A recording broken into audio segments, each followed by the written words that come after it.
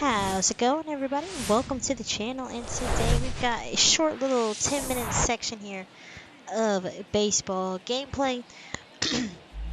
Before we hit the MLB draft, we are taking on the Giants here, July 4th here in San Francisco at Oracle Park. Robbie Ray, his last start as a Mariner, as I traded him after this to the Brewers for Eric Lauer. And I think I will showcase some of his, attributes in the stats. He's having a worse year than Ray. Robbie Ray has really turned it around since April. But Ray is under contract for a lot longer. The Brewers actually sent me this trade, so that's why I felt comfortable kind of taking it.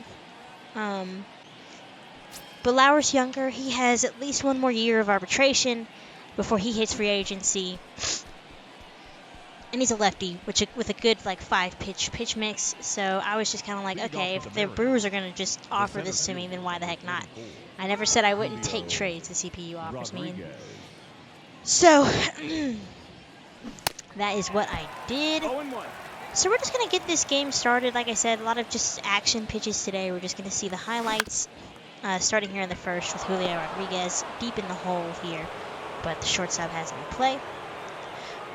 And in some other news that has happened around the MLB here in our universe is the Orioles traded Adley Rutschman to the Mets for Justin Verlander and Brent Beatty. So, a little bit of a weird deal if you ask me, but oh well, I wasn't a fan. I didn't like it at all, but can't do nothing about that. CPU can do whatever it wants. Ty France rips that one foul. Oh, and it's 1. Giants are in last place here in the NL West. Alex Wood, the lefty, on the mound. And double play ball there. With 2 quick outs here in the first inning. As I was playing this game, I ended up having to play it twice because the first time the game crashed and I didn't save the game before I finished playing it, so I lost all my data. But anyways, I found Alex Wood. His delivery was very easy to pick up on pitches, so I guess you could say it was an easy game for me. Robbie Ray, though, starting the game off, giving up the base hit to Thairo Estrada. And here we go with Luis Gonzalez, the right fielder for the Giants. Ground ball to Ty France. Easy play. Flip to second. Back to France to end, or to get the double play. And Estrada is hurt, so he will need to be removed and come out of the game here for the Giants. Unfortunate for them. And then also what we've got, the reason we are kind of moving through this game is because we have the MLB draft after this. And I was going to originally make it a separate video, but honestly, I guess this is what kind of makes putting my franchises on YouTube not as fun as maybe other franchises, but I just don't love the draft. I'm just not crazy into it. I don't try really hard. So I didn't think I could talk over a 30-minute video for the draft. So that's why I kind of crammed it in the end of here, and we'll just see how it goes. So the Mariners here in the second have the bases loaded. 1 out. And something fun about our lineup that you probably haven't noticed, it's all righties against the lefty. I didn't mean to do that, but it's just how it played out. Evan White and Dylan Moore were hot, so I thought I'd give them the start. And we get nothing with the bases loaded. Robbie Ray giving up another leadoff base runner here to start the second. But he gets to strike out. Here is Welker. 2 outs, pops it up in front of home plate. Tom Murphy getting the start today instead of Cal Raleigh. And Robbie Ray gets out of another leadoff base runner to the third. Julio with his second hit of the game, as that will find some outfield grass and hit off the wall for a leadoff double in the third. Take Oscar Hernandez climbing in, and he's going to hit that one down the line. Here comes Rodriguez around third. Left fielder's throw will not be nearly in time as the throw goes to second, and Teoscar Hernandez with an RBI double puts the Mariners up 1-0. A.J. Pollock hits that high and deep to left field. Left fielder at the warning track throws up the glove and makes the running catch. So Mariners are hitting wood hard here, but unfortunately for us so far, only the one run to show for it. Runner still at second, though, for Eugenio Suarez. He's another guy I'm looking to trade. But as we get through July here, it seems really like we can't really get much for them. And I don't want to fleece the CPU by getting A or B prospects. So Colton Welker making a good diving stop. So we have played 2.5. 1 run on 4 hits for the Mariners and some good defense to start the afternoon. To the third. Another leadoff base hit for the Giants. Lucky for us, none of them have come around to score, but that's a double. The second double of the game for the Giants. But Ray's going to get a strikeout. And now left on left as the lineup card flips over. Yastrzemski hits that down the line. That's a base hit. Here comes the runner from third. And he will score with ease. This ball game is tied. RBI double by Mike Yastrzemski. Brand new ball game to the top of the 5th. Julio up again. Another base hit. 3rd hit of the game. All of them to that left field area. And Mariners have their leadoff man on this time. Runners now at first and second as Ty France reaches base. Teoscar Hernandez is going to hit that one down the left field line. That's going to find the corner and stay in the corner, dig in there a little bit. 1 run scores. France will hold at third. 2-1 Mariners lead. A.J. Pollock now, runners in scoring position. Up the middle, that'll score 1.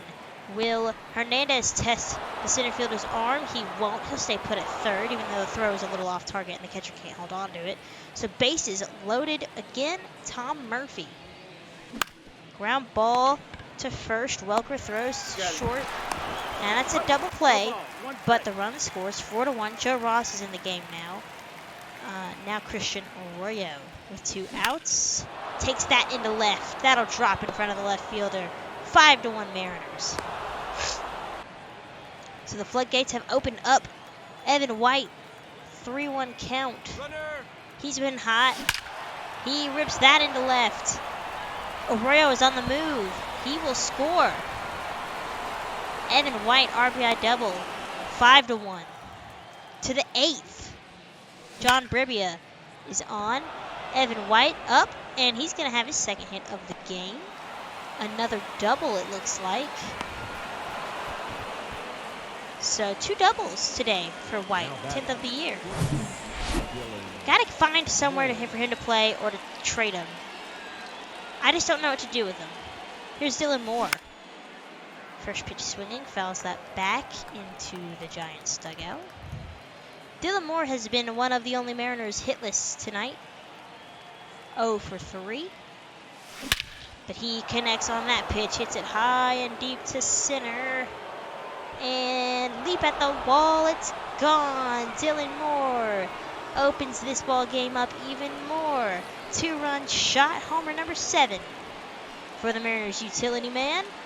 And it's 8-1 Mariners all day. On to the 9th. Paul Sewald looking to get some work in. 7-run lead. Robbie Ray went 7, gave up 7 hits, struck out 5, but only gave up the 1 run. 8-3 Giants now as the 8th inning was a little bit messy. I forget who pitched that inning. Was it Jake Bruns? I'm not sure. One out though. And to be honest, while I was editing this footage, I thought it was the 9th that we gave up the 2 runs, but unfortunately I cut that footage out. So we're just going to watch the bottom of the 9th. Quickly 2 down for San Francisco, who are down 5 instead of 7 like I originally thought. So here's Roberto Perez.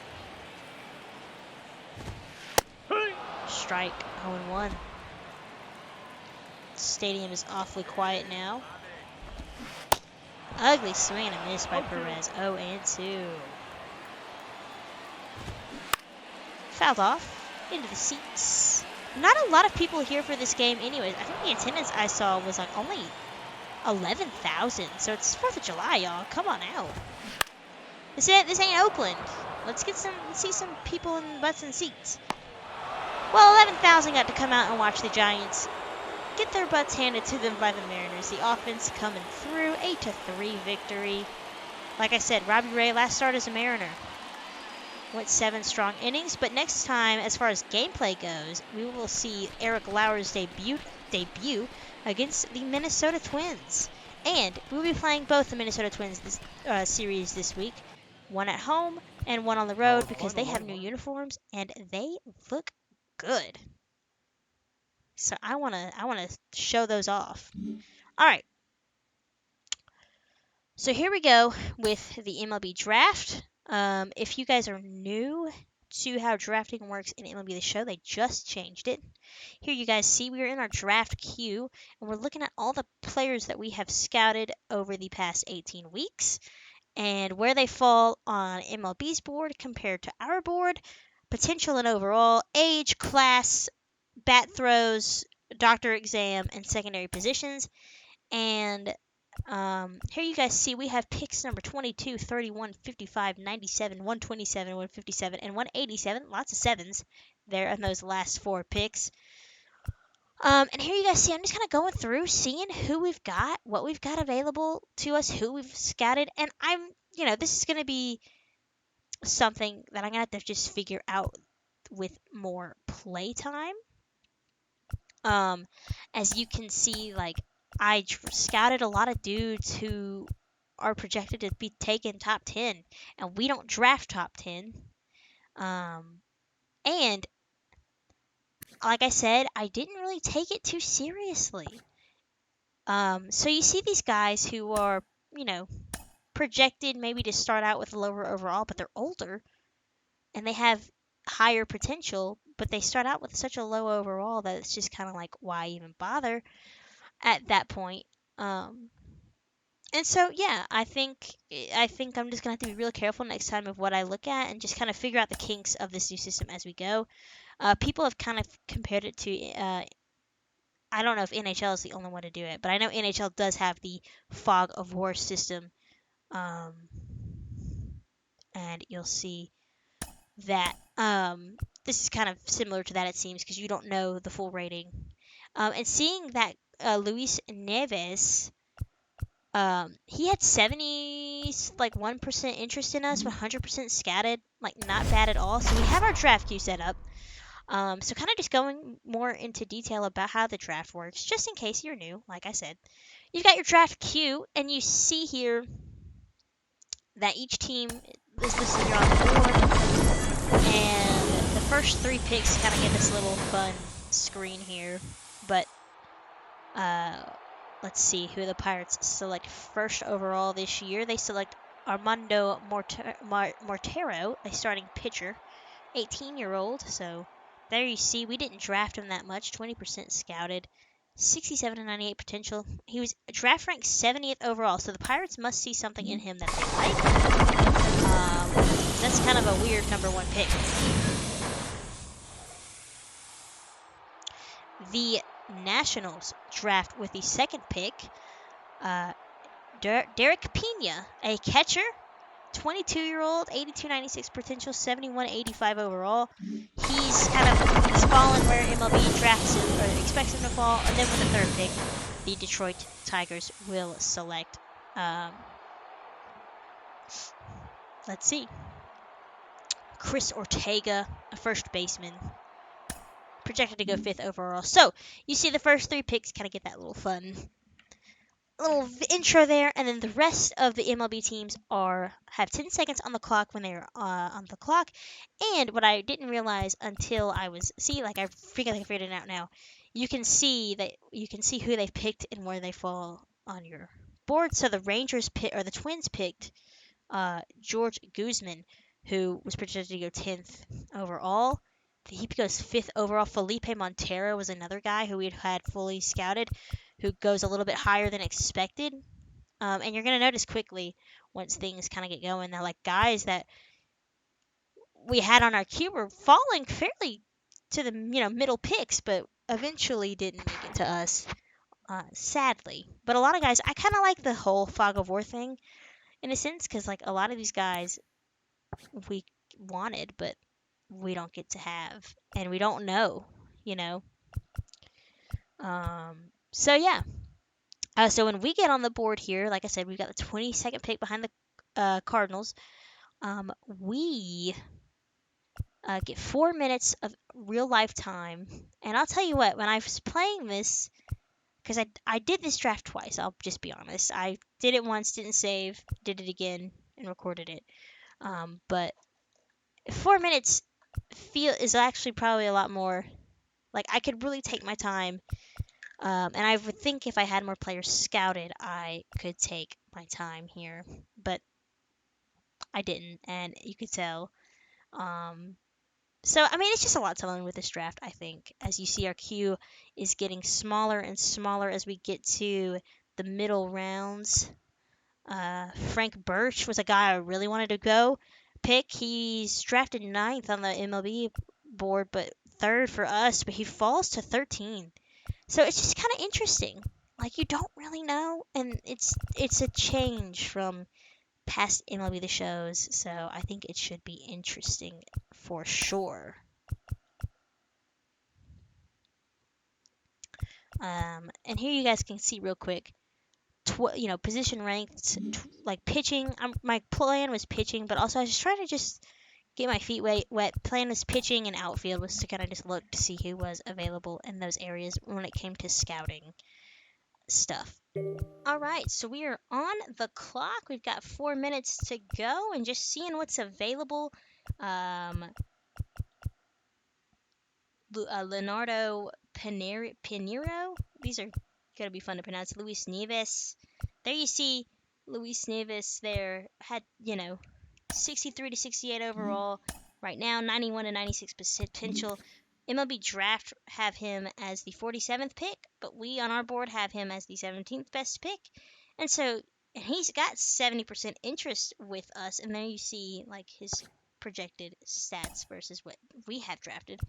So like you think, okay, that's gotta be a steal, right? Let's hope. We still have got good guys on our board. Kevin Valaro. This thing is so fast. But like we've got guys still that are 100% scouted.